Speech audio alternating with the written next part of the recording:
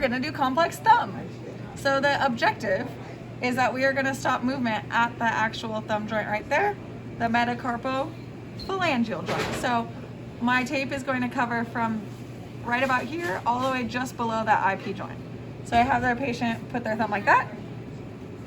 I go and I make a little hole in my pre-wrap, put it over the thumb, and wrap around the wrist.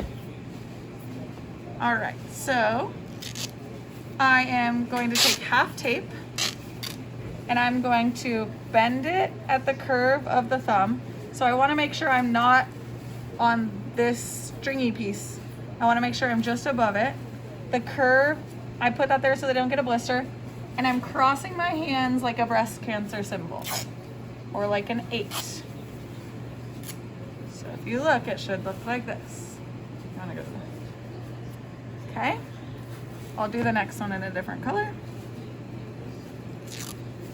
So then I'm gonna just keep going up above that. So bend it and cross over.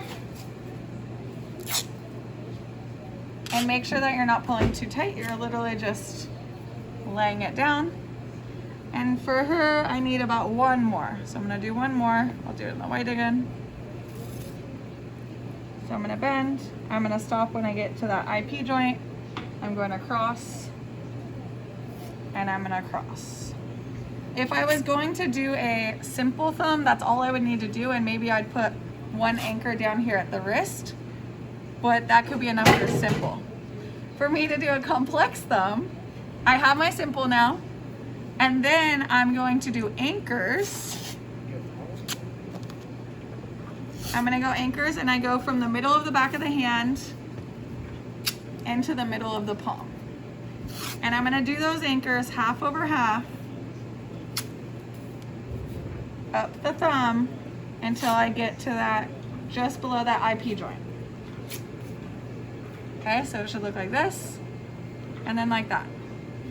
Now that I have that, I'm basically gonna do a complex wrist over it. I'm not gonna go around the thumb anymore.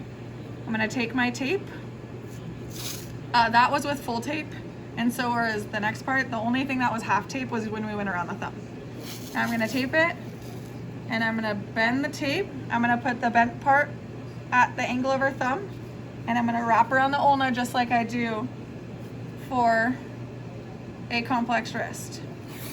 And then I'm gonna wrap around the ulna on this side, just like I do for a complex wrist. Once I have there, it should look like this. And I'm gonna fold this down, and then I'm gonna flip her over, and I'm gonna fold this down, just so that I can cover it, and I'm gonna do another complex wrist over it. So I'm gonna bend it,